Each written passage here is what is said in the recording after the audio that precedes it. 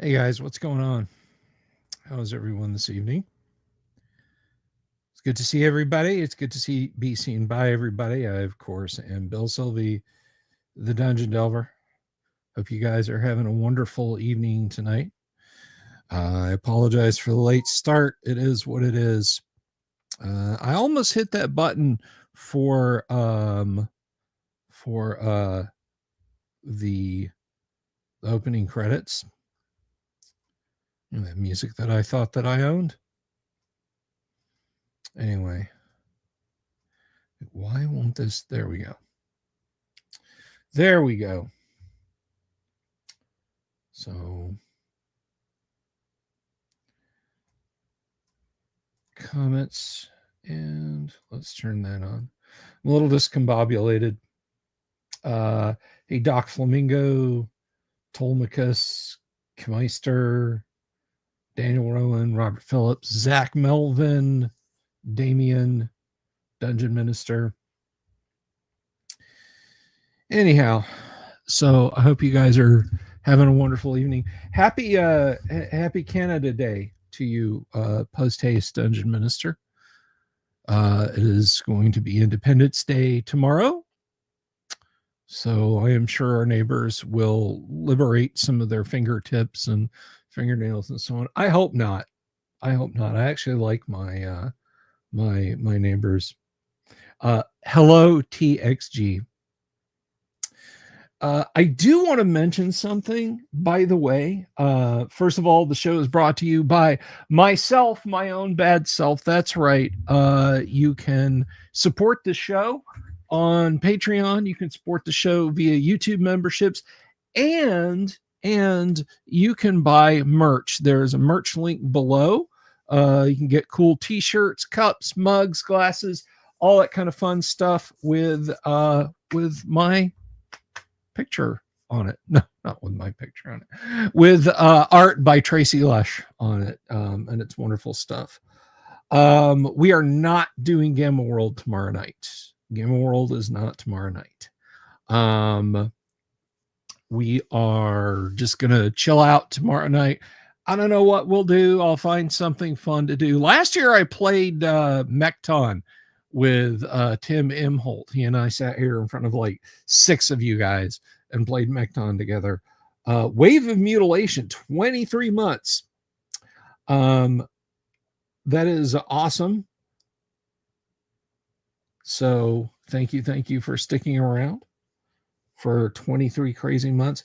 I do want to mention something. If you have purchased Crom, if you own a copy of Crom, there's a bug fix that I am releasing this weekend, an Independence Day bug fix. Because what was happening was I was getting crazy high psionic ability, like more psionic abilities, more psionic strength than you should have.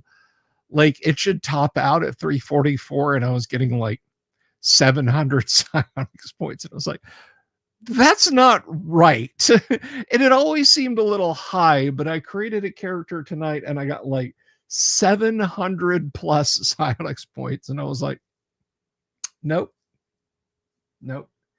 So I dug into the code and I found what was doing it and I fixed it. So if you have purchased Crom, I will be releasing an updated version. I will go through all of my purchase lists and I will I will send out the update to all of those of you who have purchased it.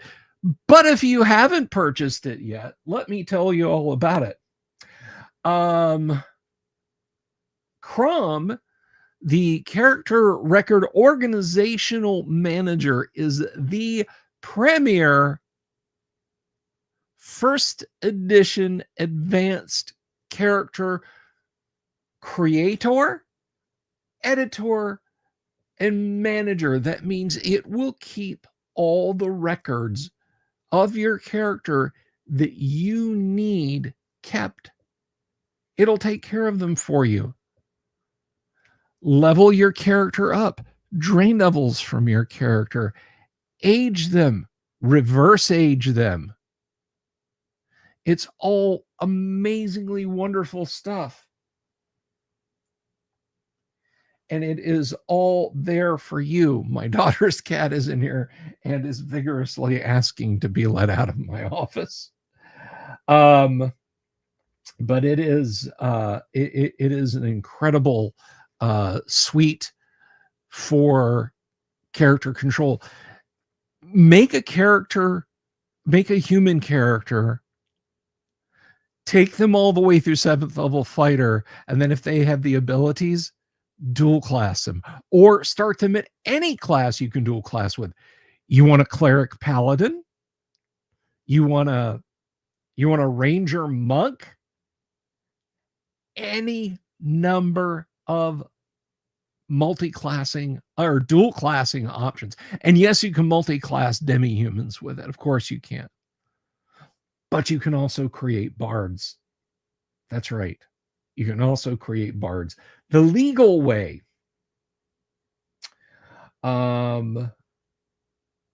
So I'm quite proud of it and everything it does. And if you guys would like to see it demonstrated, I'll be more than happy to do that. Is that reverse age thing available in analog?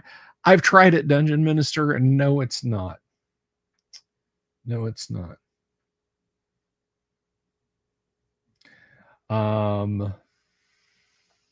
Yes, if you're playing a good bard, they are kind. That is correct, Rob. They are kind.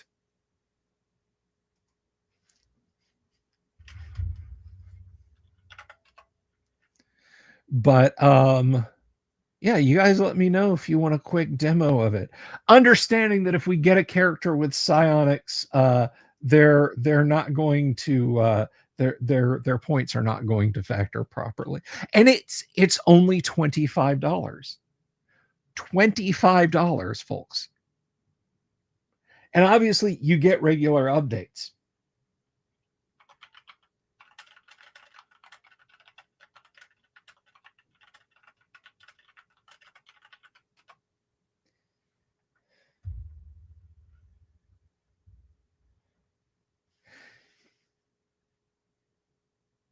Yes, that is correct. Kinder bards. You think Paul should have psionics? I don't think Paul has the brain power. He has the brawn.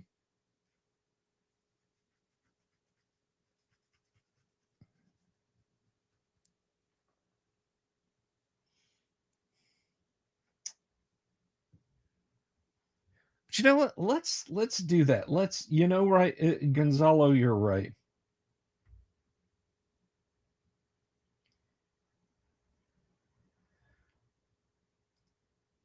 Let's see. I gotta make sure I have the right build. I haven't compiled the new one. Is it in downloads? Yeah, there it is.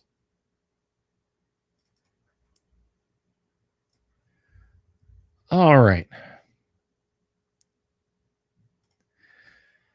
So let's do studio presentation. Is that showing it right? Yes, it is. Okay. So here's the main user interface for Chrome. And as you can see, very old school look. It's very simple. Create a character or load a character or quit. You don't have to guess what quit does. So let's create a character. Let me demonstrate the power of Crom. Now, Crom features all 4 main methods of character generation for first edition advanced. Method 1. Now, method 1 is my go-to if I'm doing pen and paper. 4d6, drop lowest, arrange to taste. It's a little tedious to do with Crom, but I'm going to tell you guys something. I think method 3 may be the best method of character generation now. I've created more fun characters with 3 than I ever did with 4. So,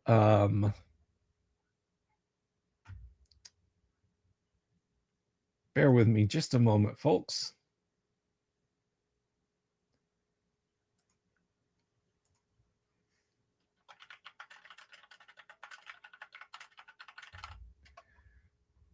It's my daughter's cat, furious about being out here.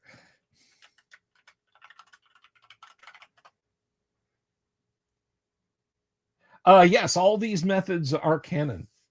All these methods are canon. These are the 4 methods outlined in the Dungeon Master's Guide.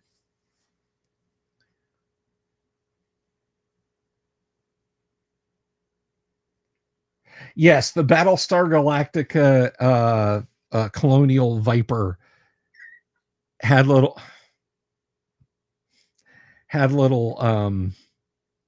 missile launchers. I'm sorry. My daughter's cat does not want to be back here in the studio. Pardon me for just a minute.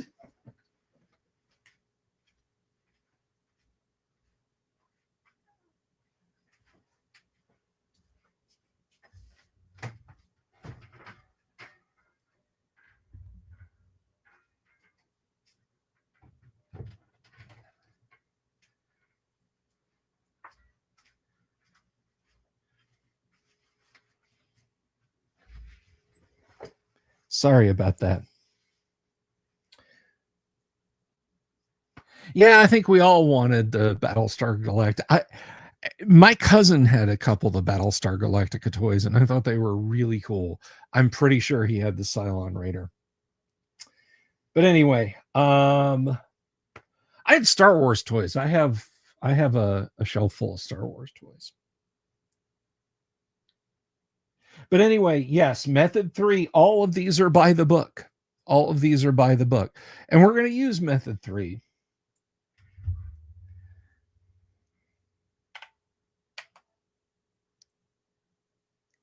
And we got our requisite 215s. Strength, intelligence, wisdom, dexterity, constitution, and charisma. That is a perfectly serviceable elven magic user. Thank you, Silvera. Thank you. I really appreciate it. Even though I created the OSR, I don't really consider myself part of the OSR just because it got so hidebound. Like I basically kicked it off in 2000. And then I turned around and it had become like this movement with an M. And I'm like, none of your names are Gygax.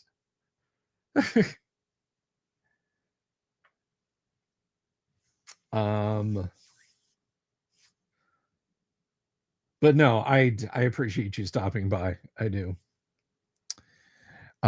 Anyway, so let's continue here. So let's make a human. And are we sure? Yes. And I'm feeling the distaff side, so let's do female. Yeah, Evil Knievel toys were really cool and awesome, and Mego had the great deal with them. Or was it Mego or Ideal? I think it was Ideal toys. Until he beat a guy with a baseball bat so bad that when his mother saw his victim in the hospital, she had a heart attack.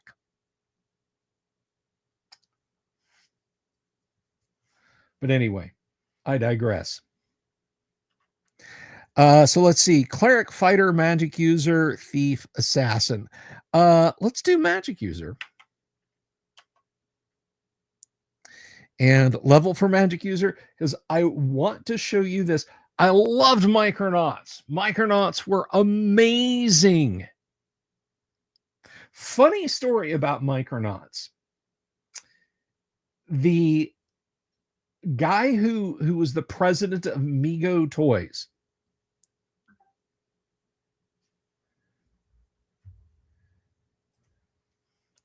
the guy who was the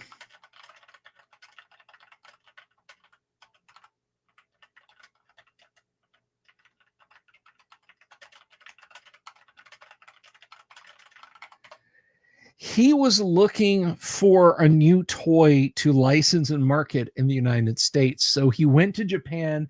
He saw how hugely popular these were. He signed a multi-million-dollar deal. He put the whole company on the line. And then he came back to the United States later that summer. And this movie called Star Wars came out. Whoops. Micronauts were still fairly popular though, because they were that scale. So it's not like, you can have Luke Skywalker meet Acreyear, right? Anyway,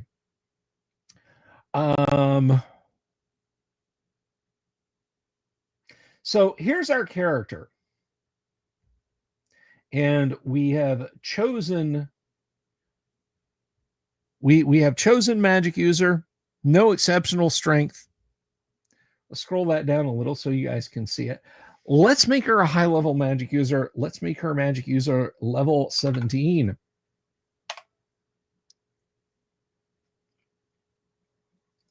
She has 3 proficiencies. That means we can take all 3 weapons possible to her. Melee, a dagger, sticks. I'm sorry. I chose range there, not 3. A dart and sticks. Quarterstaff. We have 30 whole gold pieces. You're thinking you could use the output from Crom with org mode? I don't know what org mode is. So let's see. Weapons, melee, a dagger, ranged,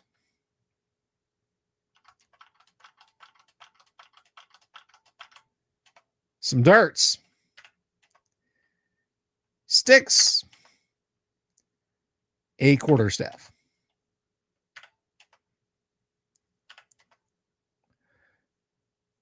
Herbs. Well, we're definitely going to want some herbs. 1, 2, 3. Done.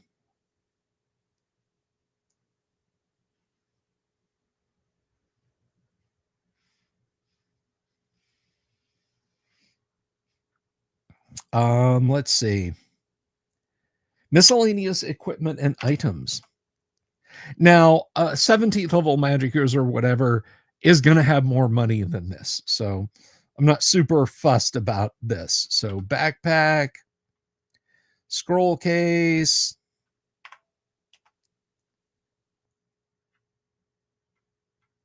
bullseye lantern,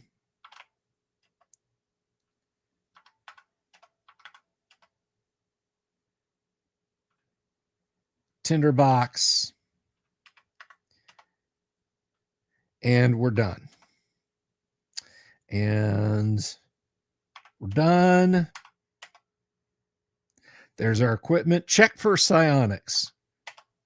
We don't have the ability to be psionic. And we're going to make her lawful good. Enter a name for your character. I don't know. How about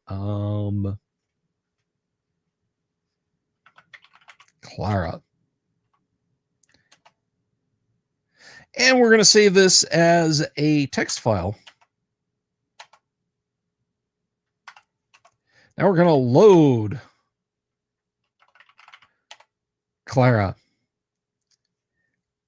And look at those spells she's got.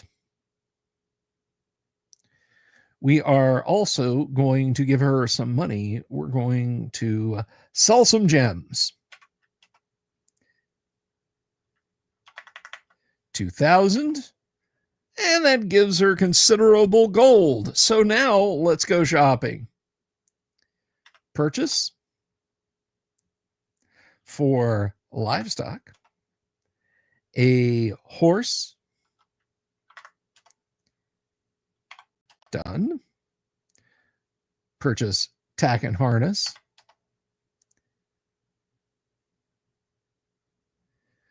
We're going to do 4, 5, 6, 7, and 9.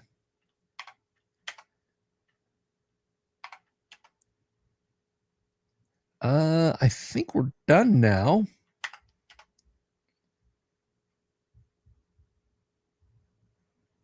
Hey, Bob.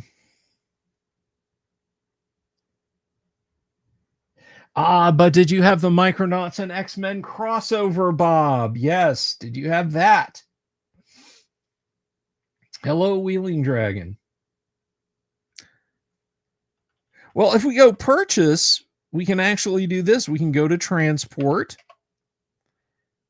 We can buy a cart.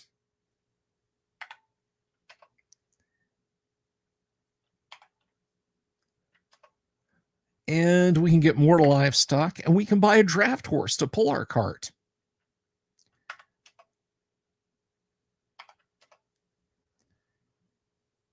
And how about some provisions, of course. Some good wine. Got to get those horses some grain.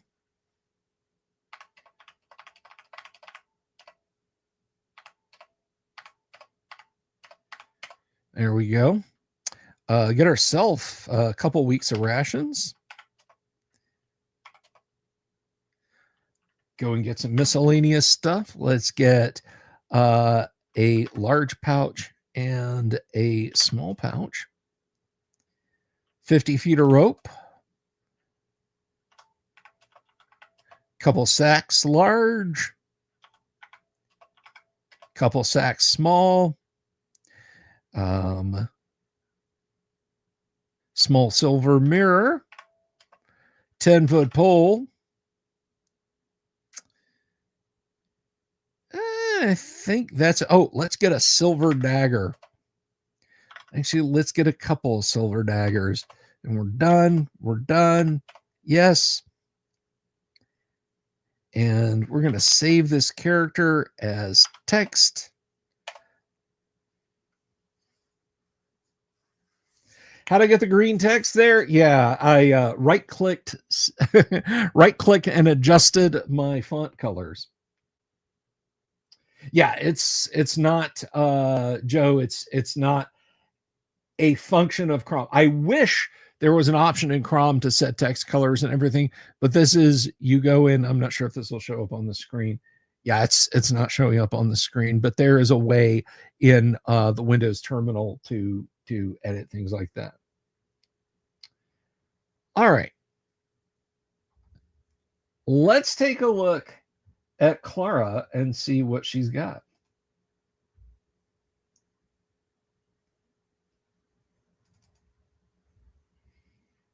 And I will now show you guys Clara's character sheet.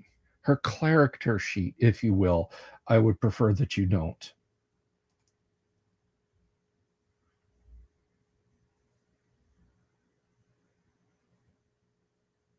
And this program, by the way, this is $25.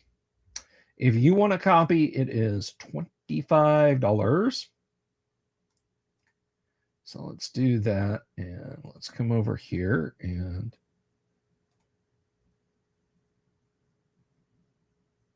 there she be. 17th level magic user, 2,625,001 experience points. Lawful good magic user. This is the thing that I wanted to show off, because people have asked me about this before.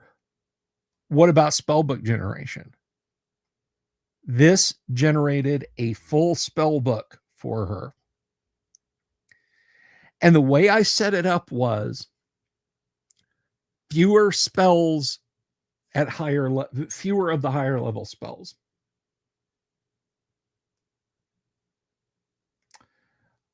Running the output of Crom through AI and seeing what the character. Oh, so basically saying, here's the stats, draw a character like that. Can you pick your spells? No. However, there's two ways to do that outside of Crom. One is within and one is kind of without.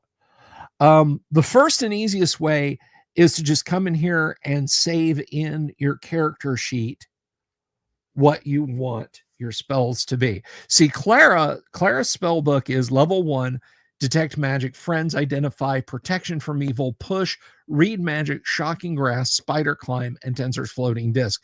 Level 2, detect invisibility, rope trick, scare, stinking cloud and web.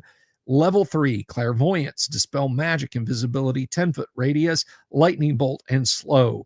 Level 4, Charm Monster, Dig, Dimension Door, Extension 1, and Plant Growth. Level 5, Cone of Cold, Conjure Elemental, Hold Monster, Teleport, Transmute Rock to Mud. Level 6, Big B's Forceful Hand, Spirit Rack, Stone to Flesh. Level 7, Big B's Grasping Hand, Statue, and Vanish. And level 8, Antipathy, Sympathy, and Monster Summoning 6.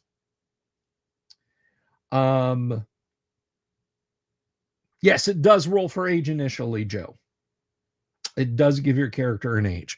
If we scroll back up here, Clara, I think, is 40.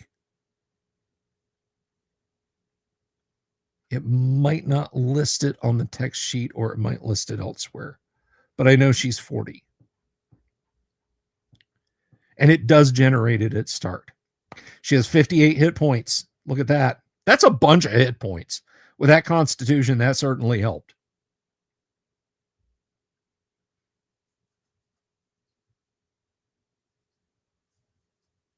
That's kind of a neat idea, Gonzalo. Now, I'm going to show you guys live. Now, let's say you're like Gonzalo, and you want your own spells, custom spells that are not in the player's handbook. Because I don't remember if I put the spells out of Unearthed Arcana in there. What about those spells? Well, you can save your character as text and then just come in here and in addition to friends, we can just go ahead and put in themes. It's the opposite of friends. Here's the problem with this. Crom will absolutely, positively, 110% without asking you save over your character changes. And that's kind of a problem. But there is a way to do this.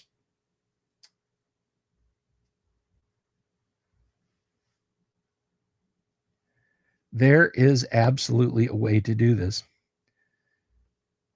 Also, Gonzalo, I think that website would probably serve like 10 people in total. Let me show you guys. We're going to do this live. I'm going to show you guys a little bit of hackery. And I've tried multiple times to create a video for this, and I just can't get it working. So here's a little bit of hackery for you guys.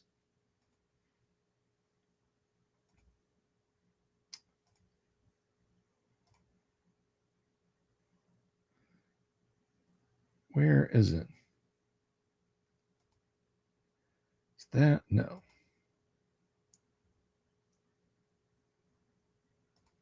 There we go. What you are looking at right here.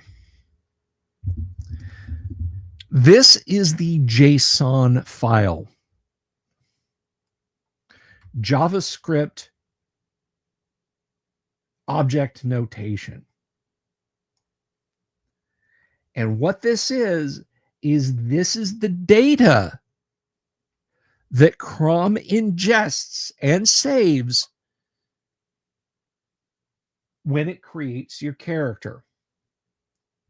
This is editable with Notepad.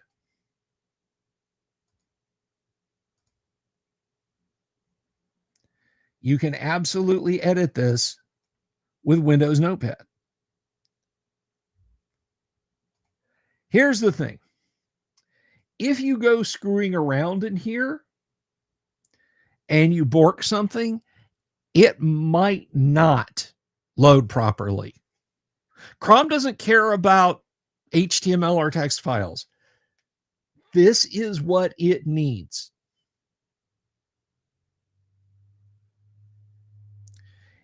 If you're very careful when you edit it, Joe, yes, it will. So here's what you need to do.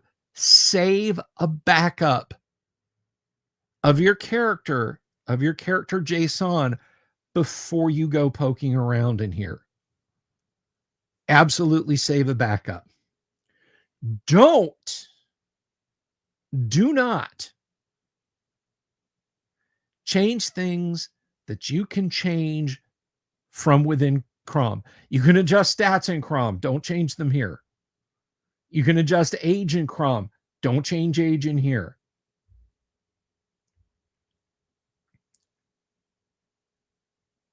Don't change the race at all. Do not touch the race. You can change the gender. I don't recommend changing class.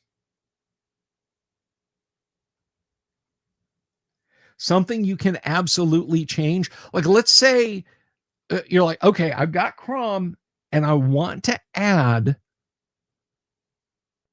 I want to alter the hit points so that they match what's on a paper character sheet that I have. You can come in here. You can change your hit points total. And you can also come down through here. See where it says magic user level 1, 1d4. A 3 was rolled, and then a 1 is added for constitution bonus. And it's divided by the number of levels you have, which in this case, it's a single, or class rather, it's a single class human. So 3 plus 1 equals 4. If you wanted to change this at first level to 4, you'd come over here, you'd input 4, and you would change this to 5. We've gone up 1, so that 58 will become 59. And now you can save. And now when we open Clara in the worksheet view in Chrome, she'll have 59 hit points.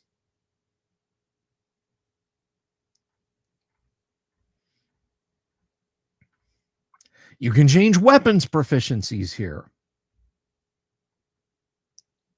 As long as you know the weight and the quantity you want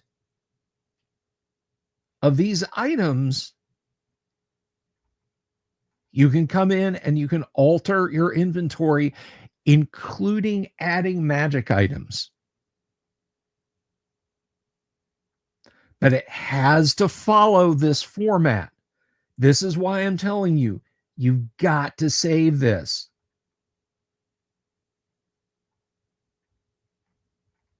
You've got to save this. So I'm carrying 50 pounds of stuff in the grain for the horses.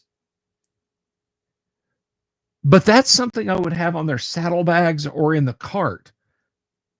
So I could come in and set that weight to 0. Here's the coins. Here's the encumbrance level. If you come in and change the weight of this, but you don't come back down here and adjust the encumbrance level, it's not going to help.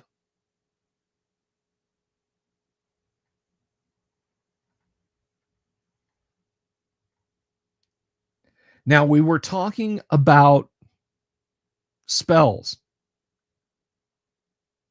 So let's come in here and let's put in a spell, and we'll call it Fiends.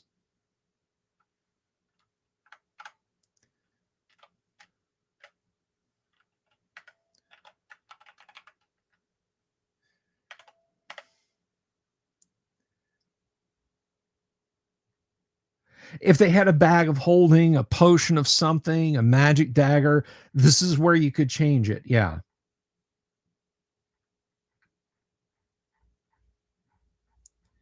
And there you go.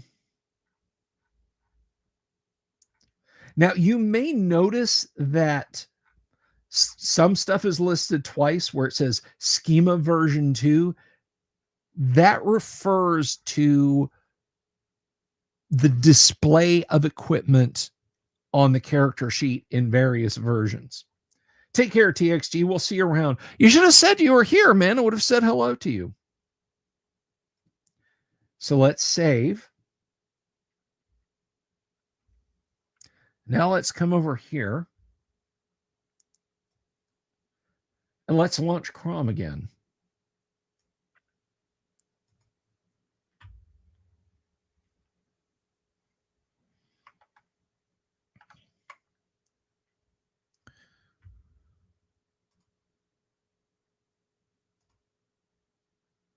Oh, wrong Chrome. That's the window. There we go. Now, let's load. Hopefully we didn't break anything. And there's Clara. You'll notice her hit points are now increased to 59. Now, if we save her character. Oh, no, that's a shame, Wheeling Dragon. I'm sorry to hear. That sucks. So let's save this character to HTML. Now, let's check this out. Let's go over here. Clara is now saved as an HTML character. And I'm going to show you guys a few things that we have changed in the JSON file.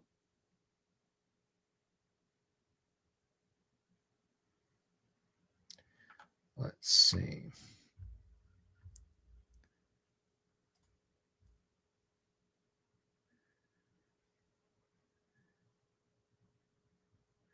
Where is it? It's Notepad. Ah, that's what I want.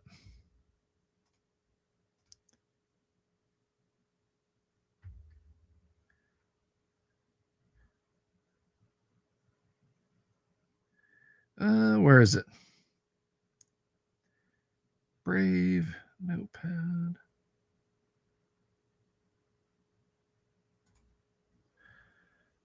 Give me just a minute, guys.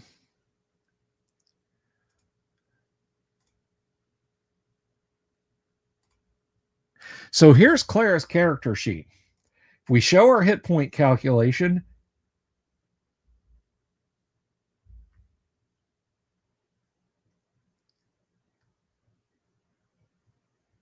yeah, it's not showing it there. That's odd. I'll have to look into why that is. But we're still showing 59 hit points, as we should.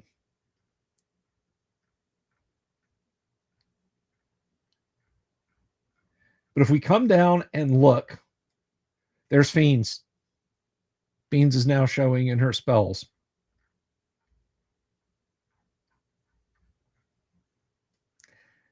And that's how you do it. Now, because we have saved, take care, Padre, we'll see you around. Because we have saved this JSON and now loaded it back into the program, that data is already saved. So we won't overwrite anything that we didn't want. The only overwriting that will be done is if we go back into Chrome and save it as a text file. So that's just a little bit of the hackery that you can perform with Chrome. But if you already have Chrome and you want to do it, what I just suggested, and you don't want to screw up a really cool character that you've created,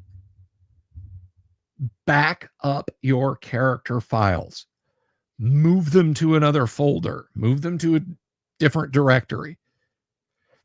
Just make one called Master Character Records and everything associated with your character. The text file, the HTML file, and the JSON file. Copy and paste those. Don't cut and paste them. Otherwise, Chrome won't have anything to load. I'll show you guys what I'm talking about here. Let me, I'm just going to do this real quick.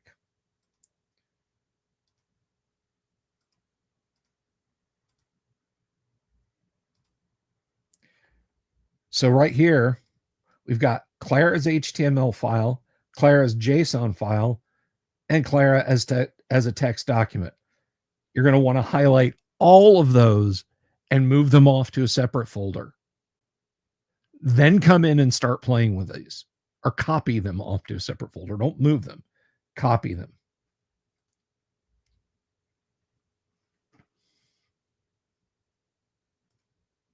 And it's that simple.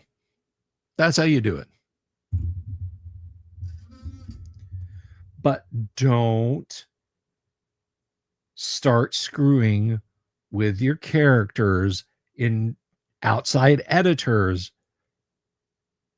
And then like, hey, Chrome is crashing. I created 10 characters and I went in and I added all my custom classes in the JSON files and now it's crashing all over the place. Your program don't work. That is an unsupported feature, even though I'm the one telling you about it. I've thought about adding an external editor, just like keying up an external, like, hey, here's some stuff you can do, but I would probably just want to dovetail it back into the main code.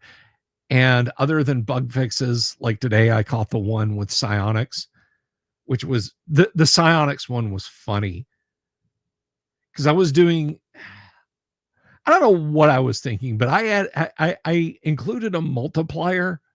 So if you know your way around psionics, charisma, wisdom, and intelligence are your 3 key stats for getting psionics. And it requires a minimum of 16 in at least one of those stats to be eligible for psionics. The number of psionics points you start with,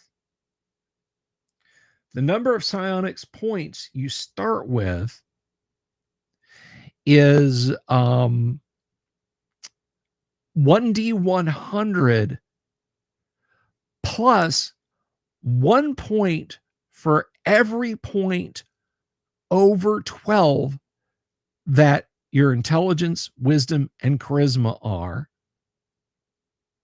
up to 16. For any points, if you have one stat that is over 16, double the points over 16 that stat gives you. If you have 2 of those stats over 16, triple the points over 16. If you have 3, quadruple the points over 16. And the way I had with all the weird math brackets, my multiplier was I was applying the 2, 3, or 4 over the entire strength and ability. So I was getting psionic characters with like 734 psionic strength. So yeah, it was a little screwy. It was a little screwy. So what is it? I sanitize that code. So if you own a copy of Crom, whether you've gotten it for being a channel member, a patron, or you've purchased it, I will work on getting that patch out to you guys. It's not really a patch. It's just a new copy of the executable this weekend. So if you're big into psionics and you're wondering why your psionics are way overpowered, this will fix that. Yes, if you try and change your character into a Kender, it will format your hard drive. It will then use Skype or not Skype. It will use Discord to call the police and confess absolutely horrible crimes using your voice via AI. I have specifically programmed it to do that.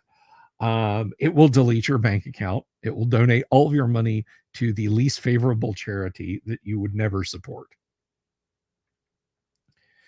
What is the family doing for fireworks? Nothing. My youngest, she and I used to love walking around the neighborhood and watching people blow off fireworks at New Year's and on the 4th of July. She no longer wants to do that. Let me tell you guys, the best fireworks show we ever went to. I mean, bar none, the kids loved this the absolute most. There is this big, huge lake. I know it's Florida, a lake. That's crazy, right? In a town near us called Winter Springs, and they do a big fireworks. They blow off things, and it is so crowded.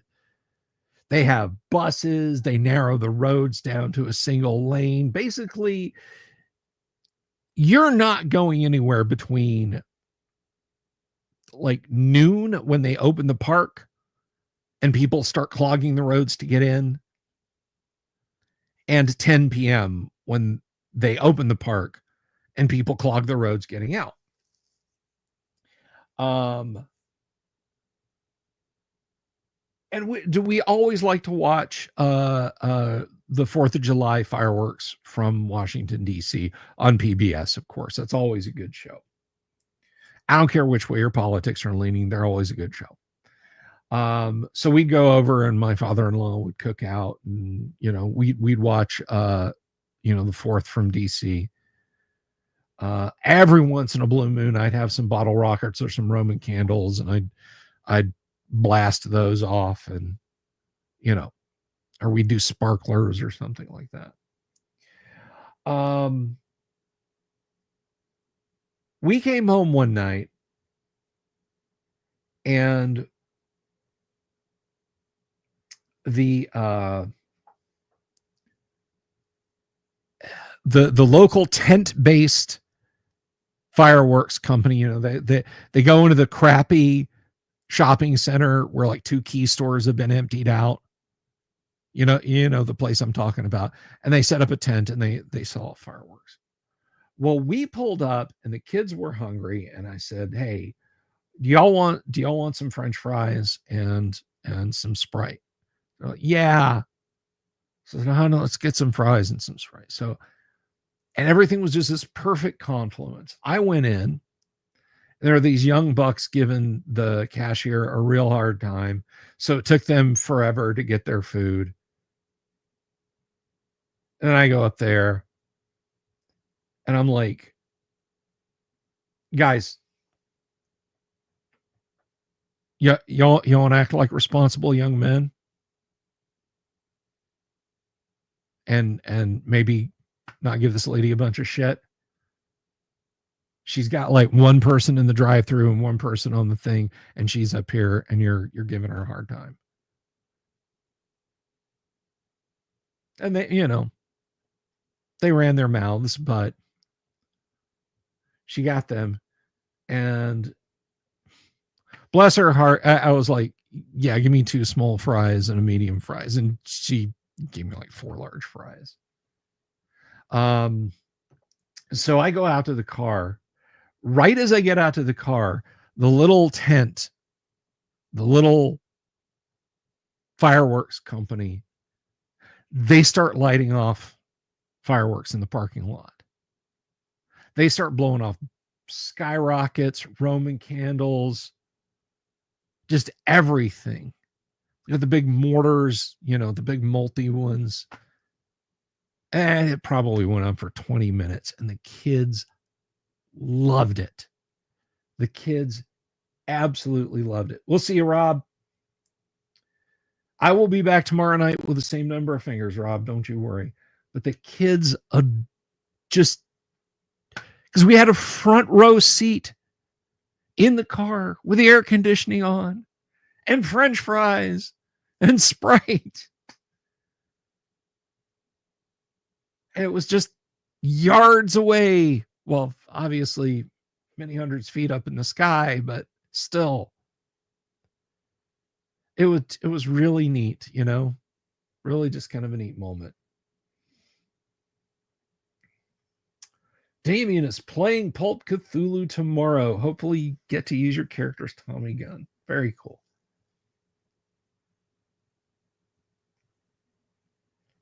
So that was a good time. That was a good time. And I'm just gonna think about good times like that. We're gonna do a cook-in tomorrow. I'm gonna do a cook-in. I'm gonna cook some burgers and some hot dogs. We got some watermelon. My oldest, who was just a kid back then, she's making a chocolate pie, a French silk chocolate pie. Um,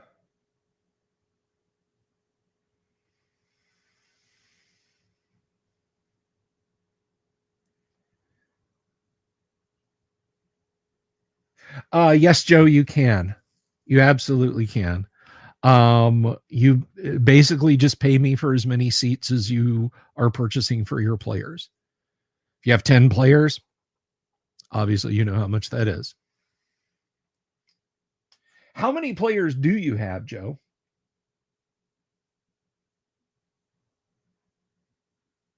How many are we talking about here? 1,500 players. Woohoo! I wouldn't expect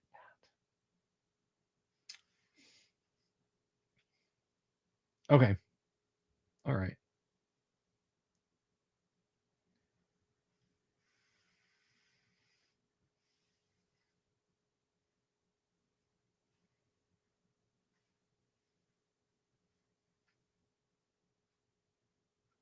Right on. You're staying at the DoubleTree on the top floor over. Uh, okay, I feel like I'm stepping. So Gonzalo, you're out on the left coast, yeah?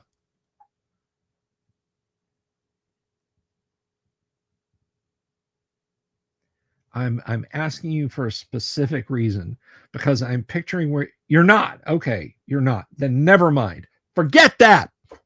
To quote Varick, forget that.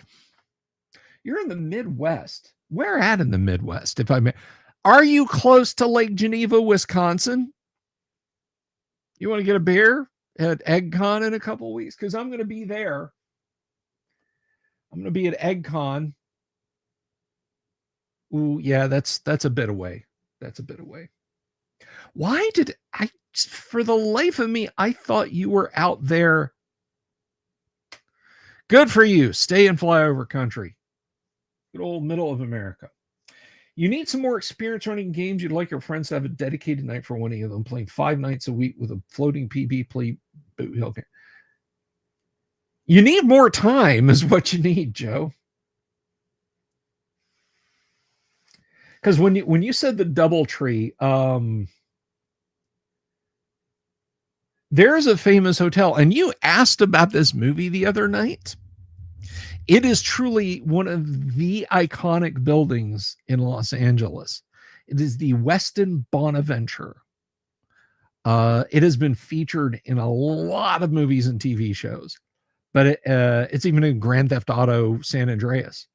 But it's basically the 4 cylinders with cylinders on top of it.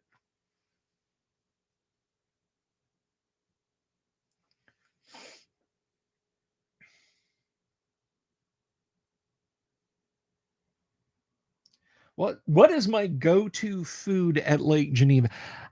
Okay. I gotta admit something. I loved Gary to pieces. I wanted, like, the wife and I wanted a big old, like, Midwestern breakfast. Just like load us up, calorie us the hell up. Um, and Gary recommended a place on 50 through the middle of Lake Geneva, called the Olympic or Mount Olympus. I can't remember. It wasn't great. It wasn't great. I must admit I was not taken with it. Um, So mostly we just we've had middling success with dining in Lake Geneva.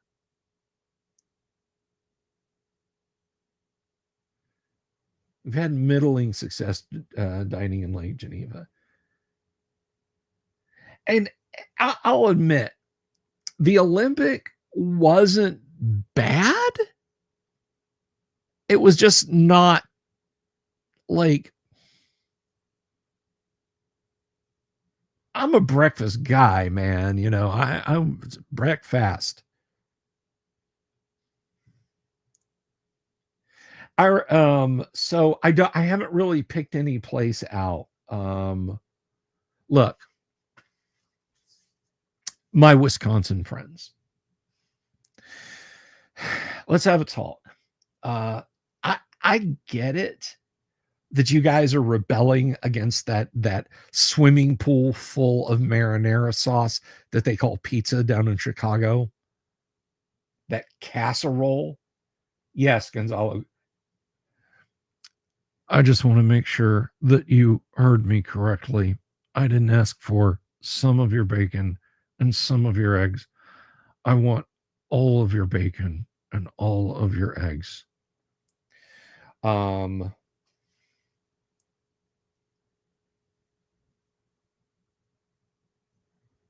I think Olympus is a diner. Yes, Robert.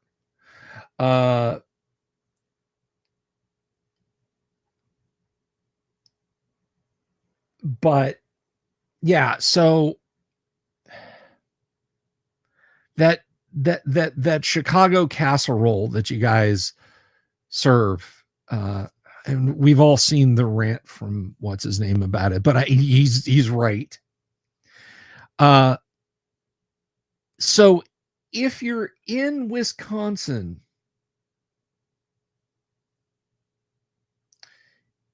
hold that thought, Gonzalo. I will come right back to you. If you're in Wisconsin, like, the pizza is practically on a cracker. It's like, I don't know. It's like the whole pizza is like this thick with toppings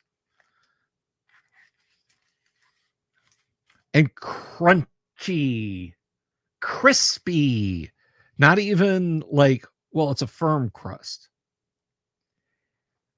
I prefer pizza that is more towards New York style. Wisconsin. Find a middle ground. Please, I beg of you. What is a Florida breakfast? So for me, that's a Southern breakfast. Florida is like the furthest, the further south you go, the further north you get. The deep south in Florida starts in North Orange County.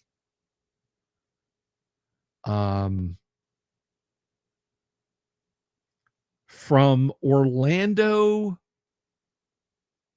south in just a straight cutoff line to just north of Avon Park is pretty Midwest, unfortunately. Lots of Ohio down here.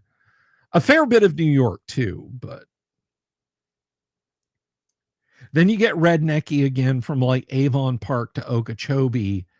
But when you get out on the coast, all the way down to like Taverner Key, just above Taverner Key, it's New York with mosquitoes and hot weather. It really is, and I don't mean that in a good complimentary way. The North Keys are they were the last time I was there, which granted was 15 years ago. The Northern Keys are the old Florida Keys. The further south in the Keys you get, the more you get into Russian mob-owned stuff. So Florida breakfast. Florida breakfast is Southern breakfast. It is biscuits and sausage gravy. It is grits, bacon, scrambled eggs with cheese over all of it, pancakes, syrup, a proper glass of OJ. You want to meet a Yankee? Go to somebody's house where they offer you breakfast and they've got orange juice out. Pick up your water glass and start filling it with orange juice and watch their reactions. You bring these little thimbles the size 3/4 of a toilet paper roll for orange juice. Give me a glass of orange juice. This is Florida, for crying out loud.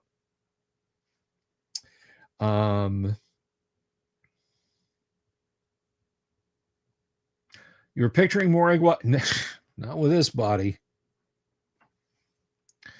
Hash browns. Now that's hash browns or home fries. We'll do home fries. We'll steal a little bit from the Southwest. But you smother it all in Tabasco sauce. Yes, even the pancakes and syrup.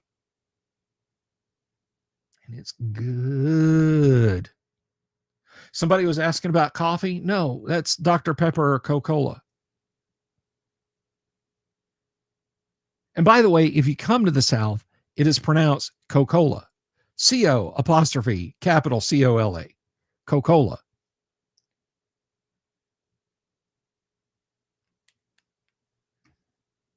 I like how you separate me out, Kabuki. That makes me feel good. Hey, everyone. And Bill. How are you, Kabuki? It's wonderful to see you, dear. Oh, that's what we're going to do on Friday. Kabuki's going to be our guest. We're having her here on Friday. So she'll be here. She's getting her camera and mic sorted right now. You mock my breakfast value system? You mock my breakfast value system.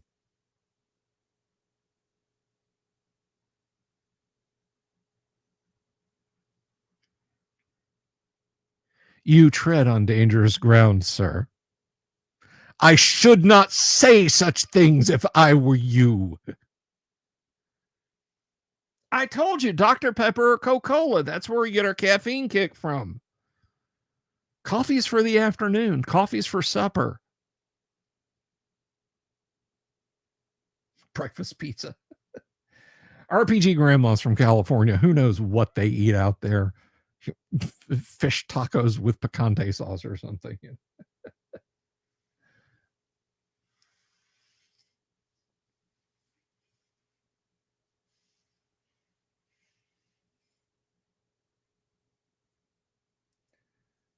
My God, we have Dungeons and Dragons is here. It just the hobby of Dungeons and Dragons has showed up. Now hearing that in Dale Gribble's voice. They put salmon in the tacos, Hank.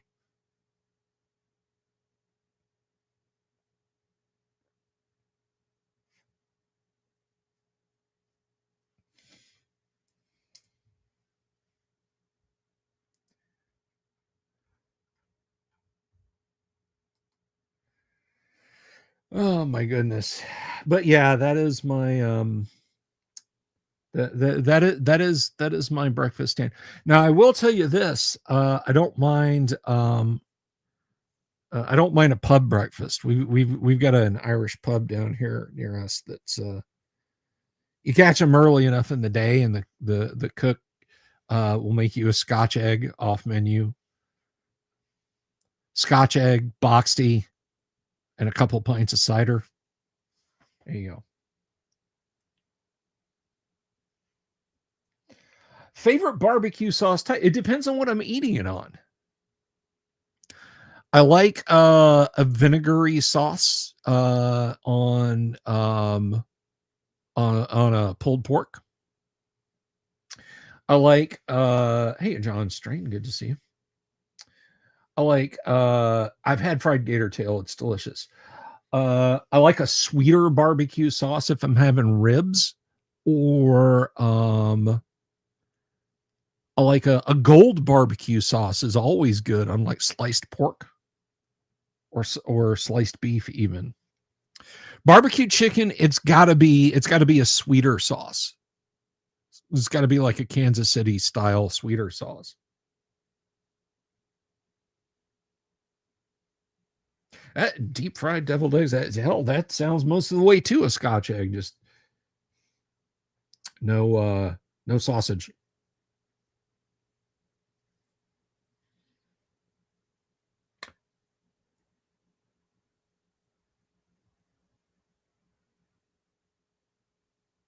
Oh, somebody was asking about gator tail. Yes, gator tail is delicious. Gator tail is very, very good. So's conch. Conch are no longer endangered, so if you go to the right places, you can get conch fritter, which is good. What else do I like?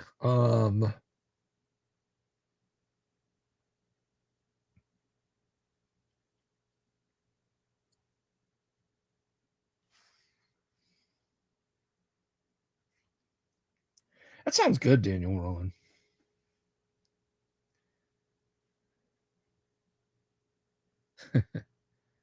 We always have snacks when we listen to Uncle Bill's stories. For me, no. I mean, I've had them with queso. I don't mind. I don't mind.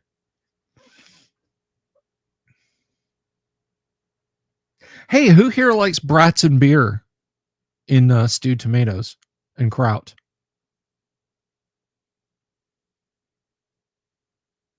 Get yourself a little loaf pan, put in a can of sauerkraut, put in a can of stewed tomatoes, put in a can of cheap beer, throw some brats in with it, cover it in foil. You cook it at 400 for an hour. You serve it on a hoagie roll. Don't put it on a hot dog bun. It's not going to work on a hot dog bun. Hot dog bun's just going to fall apart. You just put the whole thing on a hoagie roll. It's amazing. You got to like kraut and stewed tomatoes, though, because otherwise you're going to have way more stewed tomatoes and kraut than you need.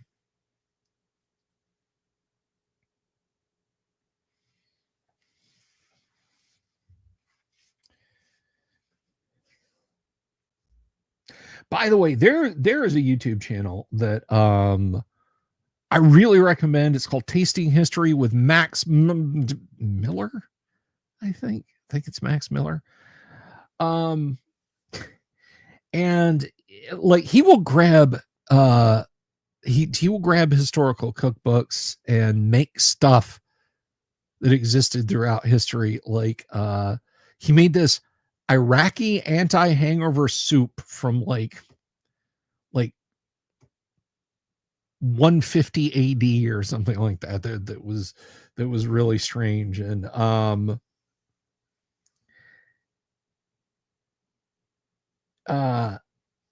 that sounds great, Daniel. Ketchup on a dog make you a child, or is that just it's just BS by Big Mustard. Put ketchup and mustard on your dog and enjoy it.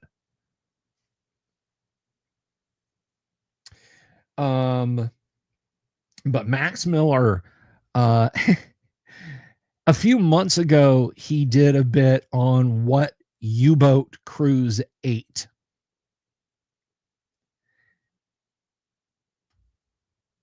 Oh yeah, her stuff's good too, Gonzalo. Thank you for the super. Her stuff is good too. That is wrong, Daniel Rowan. Do not spread fake news here. You have fake news. Um, Mayo on a hot dog can be good. Mayo on a hot dog can be good. Yeah. Um, but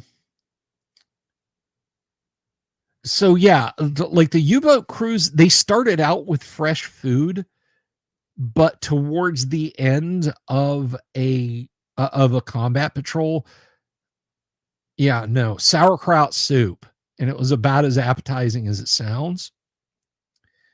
Um,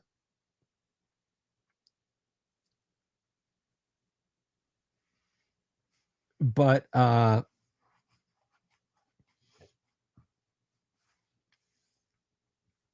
but he He did US submarines this past week. Now, I'm not saying like, yeah, hook me up with a time traveling belt and send me back to the Wahoo or some other US sub, because that's going to be good eating. But holy crap, it was night and day. It was absolutely night and day.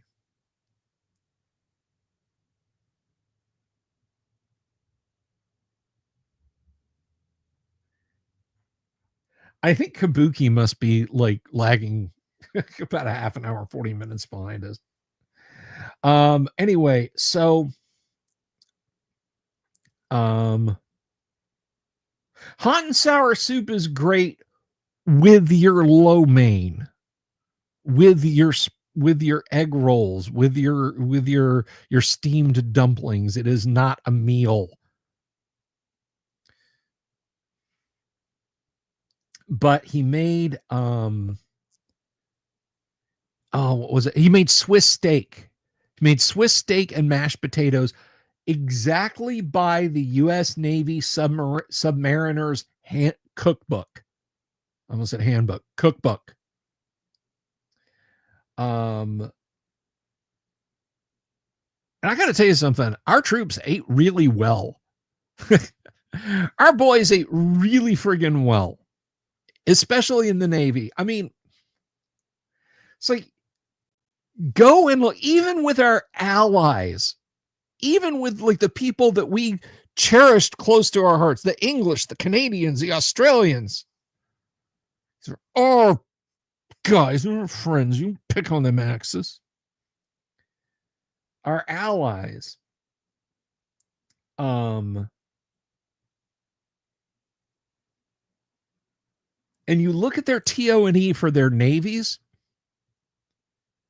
The United States Navy had 4 commissioned ships. 4 commissioned ships in its naval TO&E. Do you know what they did? Do you know what the purpose of those ships was? They made ice cream. That's all they did. They didn't, and also carry torpedoes, and also were hospital ships, and also were seaplane. No. They were just refrigerated ships that made ice cream. And we had 4 of them. We had 4 of them because we thought it was important that our troops, our sailors and our airmen got fresh ice cream. That was considered important to the war effort. So that is that just blows my mind. That just absolutely blows my mind. It's like, so you look at what other countries were eating, what was Max Miller did one on like banana sandwiches, a banana sandwich recipe for English troops as a treat, and it was like a thumbnail quantity of banana flavor concentrate, and you boiled parsnips, mashed them up in a bowl, and mixed some yellow food dye and the banana flavoring and spread them on bread. And then you look at like the U.S. ice cream ships, and he like did a thing on banana flavored ice cream, and it was like, well, you start off with a whole banana because we got those in America. You start off with a whole banana, and you mix it up with cream and eggs and yada yada, and you chill it.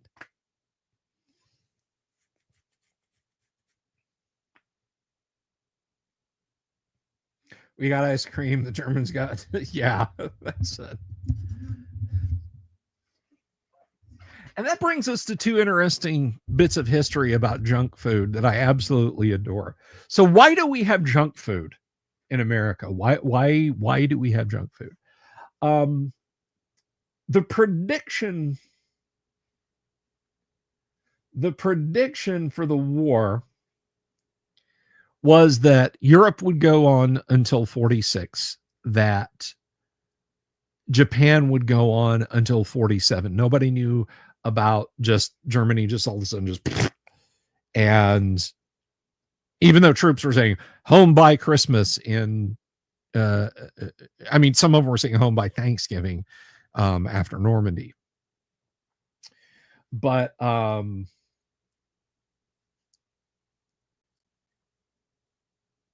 the prediction was that the war would last way longer than it actually did, particularly in the Pacific.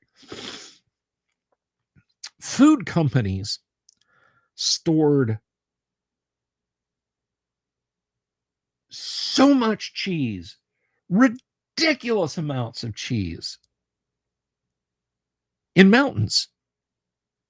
They hollowed out mountains because it's cool and it's damp and we can store cheese there. But what's the best way to store it and the best way to transport? In powdered form.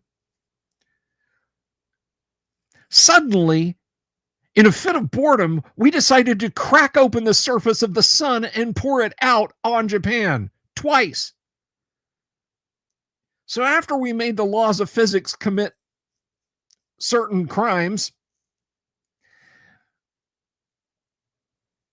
food companies were like, we have 3 million tons of powdered cheese. 3 million tons of powdered. What are we going to do with this? And so they started kicking around ideas with what to do. They had powdered corn. And somebody said, hey, if you deep fry the corn and let it cool real quick, it puffs up. And then while it's still a little warm, you roll it around in the cheese dust. And Cheetos were invented. And they said, yeah, but is anybody going to eat this crap? Yes. And it was incredibly successful. All this surplus cheese, they made it into junk food and started test marketing it. And Americans loved it. They loved it.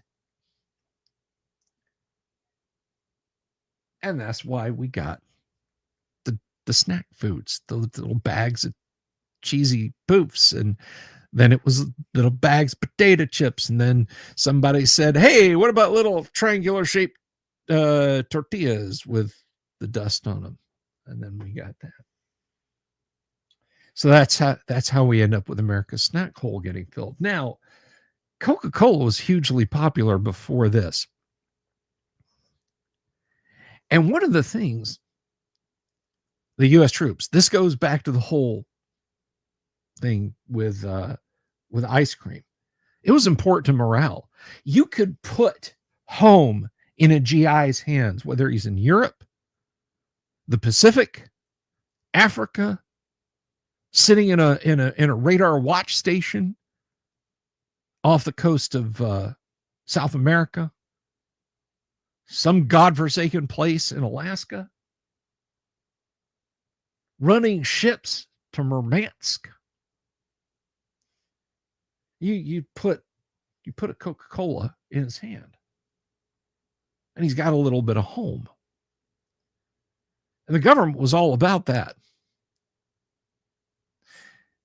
As countries were liberated by the U.S., particularly in the Pacific, the Philippines, Guam,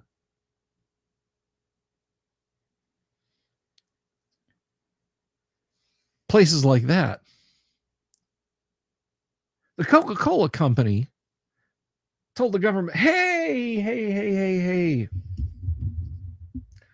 you know, you're taking up a lot of space on cargo planes and cargo ships. Why don't you let us set up a factory? And the government said, that sounds like a damn fine idea. So Coca-Cola started opening bottling plants even before the war was over all around the world. Now, American troops walking around, all the Coca-Cola they can drink. Well, here's a kid. He's never had anything but water out of a stream. Forget any kind of bottled product. Here you go. The GI became salesman for Coca-Cola. The best salesman in the world, because not only has this guy just thrown off the shackles of the Italians, the Germans, the Japanese, he's given me this Coke. And it tastes like nothing I've ever had before. A little bit fruity, a lot sweet. It's fizzy. I got to have me more of this. They're selling it in Manila. That's right. That's right, RPG Grandma. CB's helping build Coca-Cola bottling facilities. Oh, this is all well post cocaine. Now, Coca-Cola currently does have. I saw that movie Kabuki. That's a very cute movie. But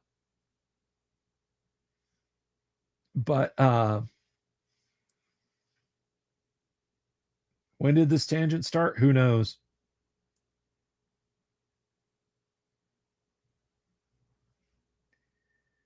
Wait, are we talking about the gods must be crazy, Kabuki? Anyway, of course, Coca-Cola had taken off in the 1900s. As somebody up the stream said, Civil War carbonated Coca plant wine.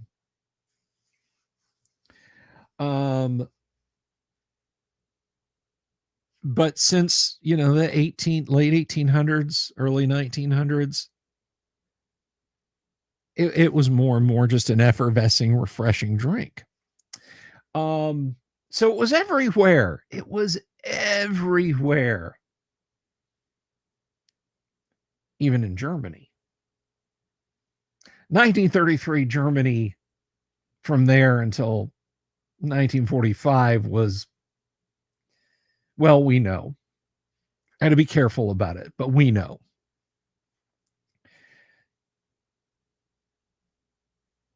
That is correct, Joe. That is correct. They have a treatment. It is the one company that is permitted to import those leaves into the United States.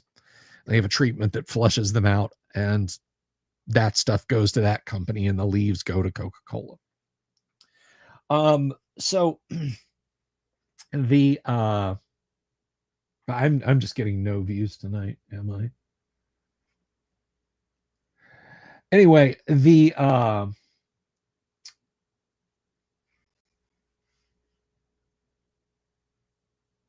Coca-Cola bottling companies suddenly could not get Coca-Cola ingredients in Central Europe from 1933 to 1945.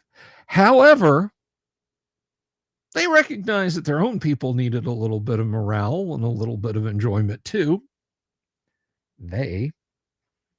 So they told their food scientist, Mach Schnell, make with a happy drinking für der Kinder. Exactly. Jorge knows what time it is. Exactly. I know, Chris. I know. So,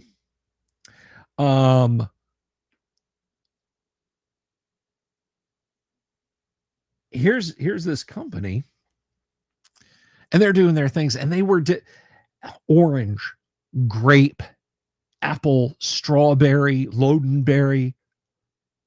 Basically, after juices and dyes and other things animal feed, the tailings that were left. This guy figured out how to cook down and put in carbonated water, and you had Fanta. You had an entire generation in Germany that grew up drinking Fanta. Coca-Cola comes in, that's our factory. Coca-Cola's not selling so well. People are still saying, hey, where's our Fanta? Coca-Cola's like, we got this. They grab the recipes. They get this guy up there like, what could you do with like not food production tailings? Start doing that. Coca-Cola now owns Fanta. They win the hearts and the minds of this up-and-coming generation of Germans.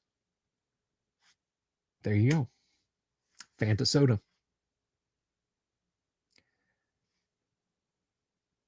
Now, I have done something that speaking of soda, I have done something I bet nobody else in the audience has.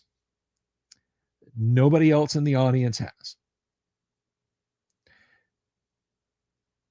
I have had Orange Crush in a brown bottle. So I have rural Alabama, early 1970s. I've had Orange Crush from a brown bottle. Has anyone else here ever had Orange Crush from a brown bottle? RC and a moon pie.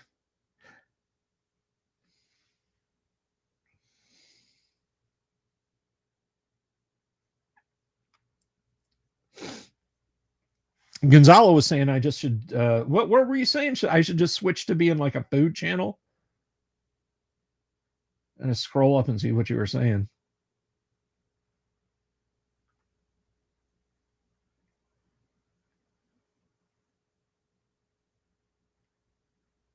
Oh, clip it for shorts on tangent topics.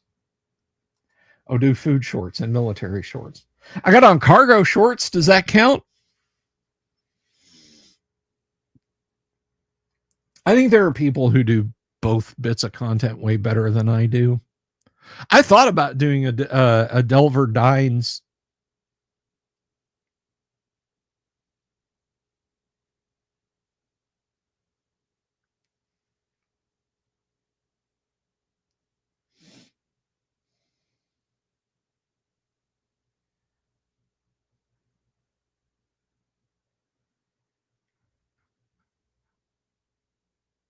I just clip my live streams. I suppose I could.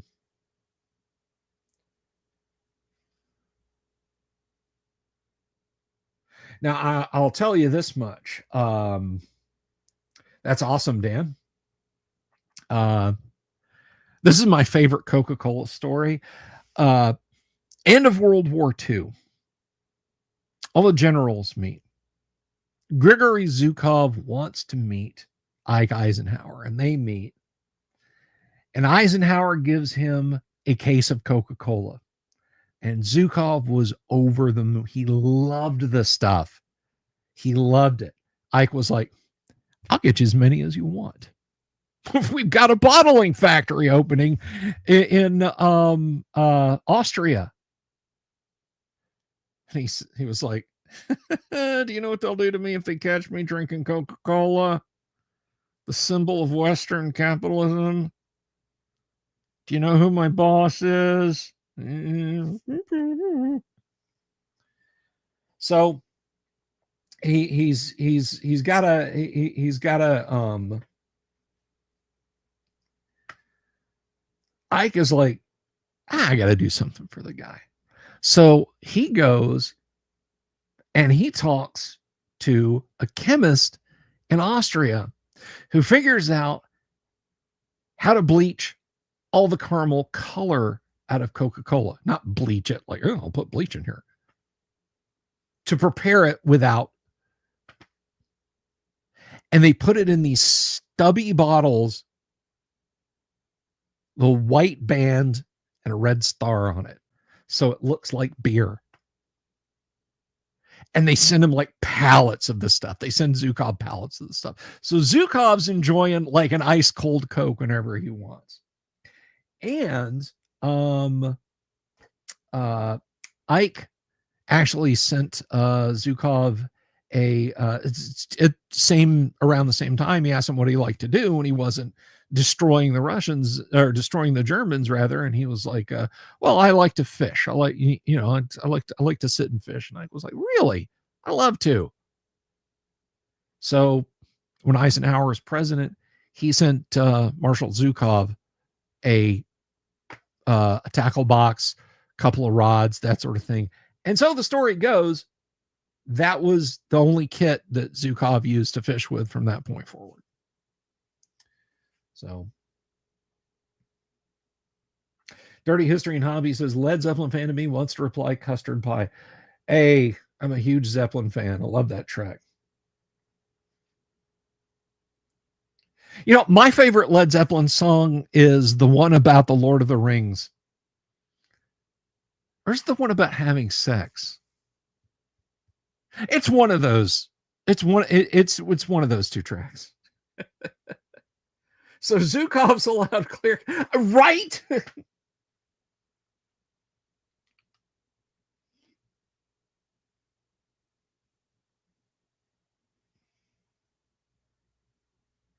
Led Zeppelin are the best rock and roll band ever, as groups go. Not as solo artists who perform in front of groups, but as groups go. Led Zeppelin were the best rock and roll band of all time. And I will fight you over that. Not you, Kabuki, but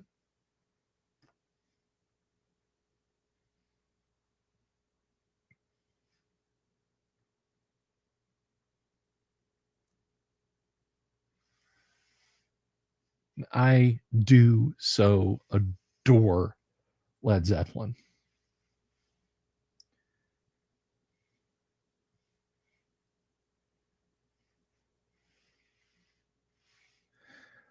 Um, all kidding aside, so this is going to sound so basic, bitch. Trip to the mall in the Honda Civic that I almost feel embarrassed saying this, but I'm going to justify what I say. Um, the best Led Zeppelin song is Stairway to Heaven. And I'll explain why. Stairway to Heaven puts on display the best parts of every part of Led Zeppelin. It is literally the like what do we sound like? What is like the best we've ever sounded doing acoustic? It's in the beginning of Stairway. What is the best Robert Plant has ever done projecting his voice with his vocals? It's in Stairway. What is the best drumming that Bonham did? It's in Stairway. What is the best rhythm guitar? It's in Stairway. What is the best lead guitar? It's in Stairway. It just everything comes together in Stairway to Heaven. If somebody came down from another planet and was like, I want the best example of this is, and you said, okay, here's the best example of the best rock and roll band that we have. The song is called Stairway to Heaven. It's 7 minutes of excellence. And that's it.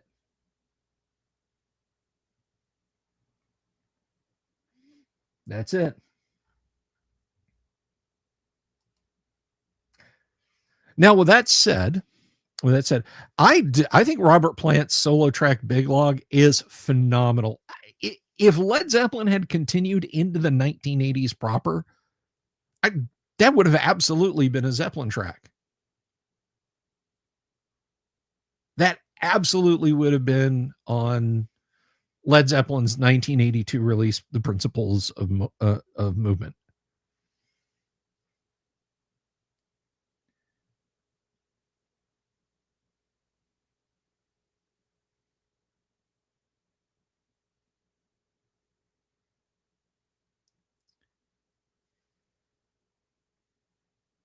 Yeah, I think Honey Dippers is like an off-brand Honey Nut Cheerios. Honey Drippers is the Robert Plant solo project.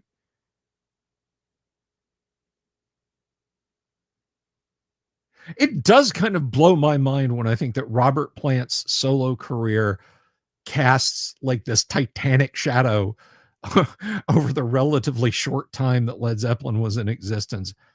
But if you ask me what I want to listen to, it's going to be Led Zeppelin, beginning to end. Maybe the good Lord will be nice to me for Christmas next year. And yes, I mean in 2027, not in 2026.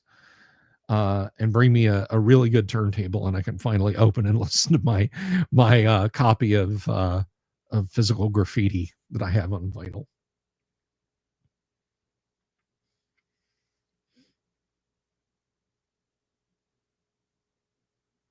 Now, the Beatles were innovative. The Beatles did a lot of stuff first that I will absolutely agree with, and I think their fingerprints are all over modern music. Um, I think about like Love and Rockets, a lot of New Order has very Beatles fingerprints on them. You can absolutely make the argument that the Beatles invented heavy metal when they did Helter Skelter, which came as the result of a conversation that uh, Paul had with Pete Townsend. They were recording in the same studio kind of area, and Paul was listening to I Can See for Miles, and Pete Townsend said, yeah, we're making like the loudest, heaviest, beefiest, dirtiest song we can. And so he went back to the Beatles and said, let's do that.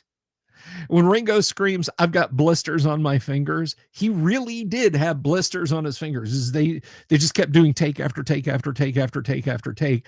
And Ringo had drummed until the skin on his hands had split, and he did have blisters on his fingers.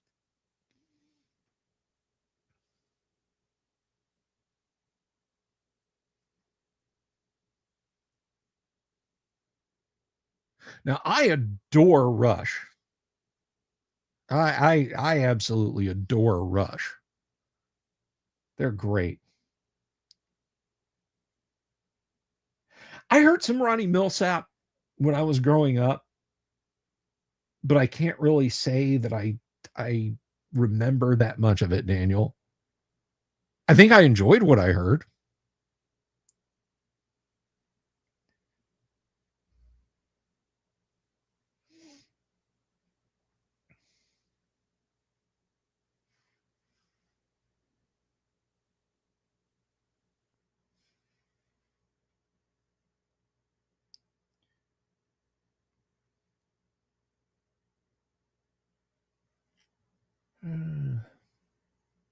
Queen, I mentioned this before on social media. Queen invented speed metal. The Beatles invented heavy metal, but Queen invented speed metal. The song, not the album, the song Sheer Heart Attack, which is track 3 or 4 on News of the World, is speed metal. It's a 1977 release, and or is it 79? Somebody check me on that.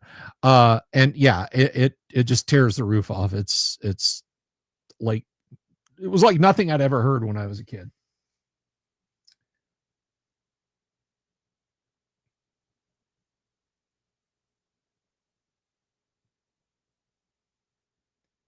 Yeah, Newman's still out there performing. He's done work with Nine Inch Nails, which I think is really cool.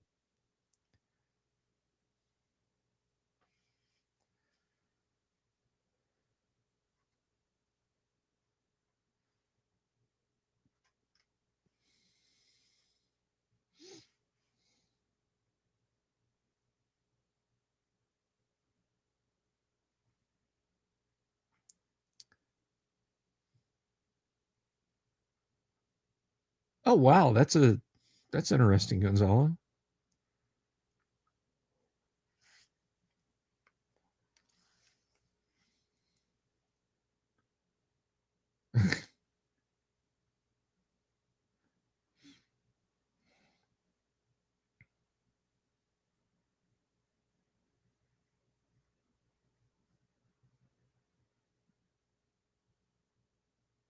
There was a lovely A&R woman for a label that used to visit our store periodically. Her name was Blair. She was an absolute sweetheart. I think about her a lot, and she invited me backstage to a show for a small band.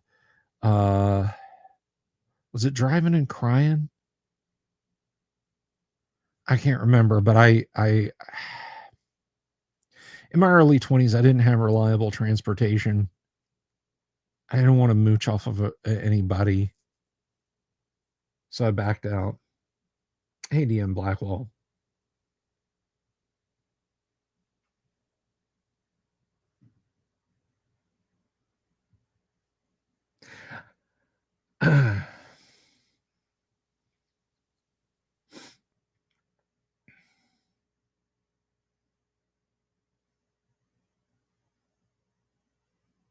I don't know what I'd say to.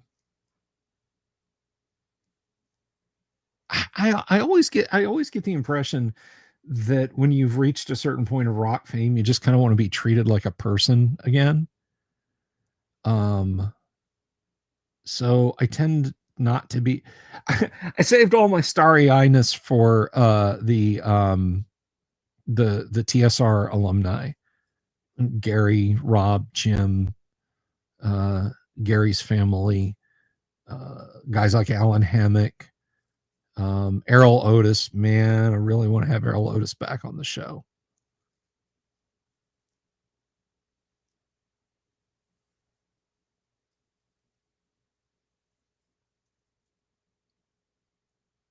I did get invited to one rock and roll star's house once, fairly recently, a fairly huge rock and roll star. And I said no.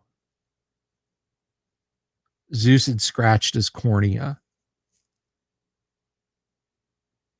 There's a whole story that I don't want to get into, but Zeus had scratched his cornea, and I had to be like administering eye drops to him every 8 hours. And he's like, I'll fly you out here and you can. And I was like, no. Take care, RPG Grandma.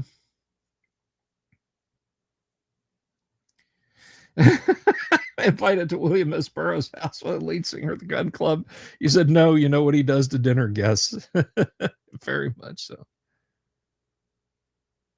So Gonzalo, you ever play William Tell?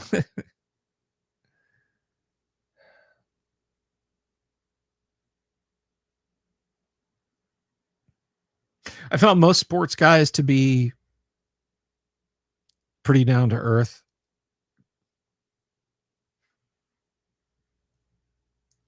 Anyway, it's getting kind of late and I've kind of babbled a lot. I think I'm probably just going to wrap it up, guys.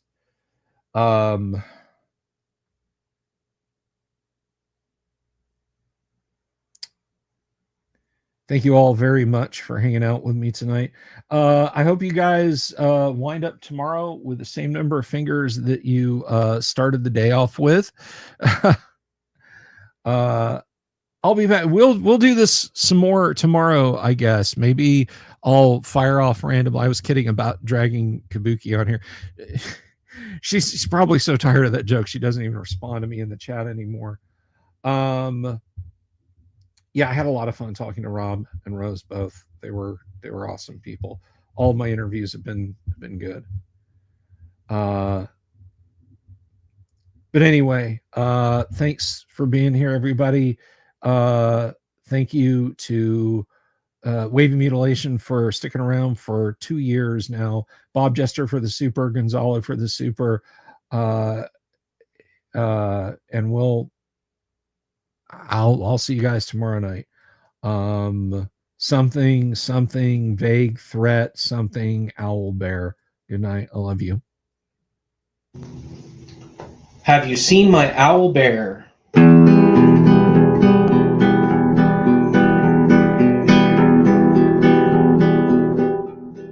Here's to all the weirdos everywhere in the woods and in the air. Have you seen my owl bear?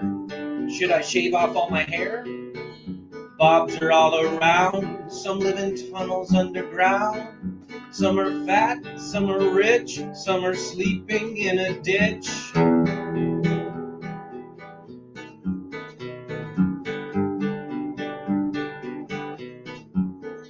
Can you ride a crooked horse without a saddle way off course? Naked as a toad, all the way to Smoky Joe's. Have you seen the little creep driving fast in his little green Jeep? He smells like fish and brandy, but his rotten teeth look dandy. Take me to the show, I don't care if fast or slow. From action flicks to dancing dicks, just take me to the show.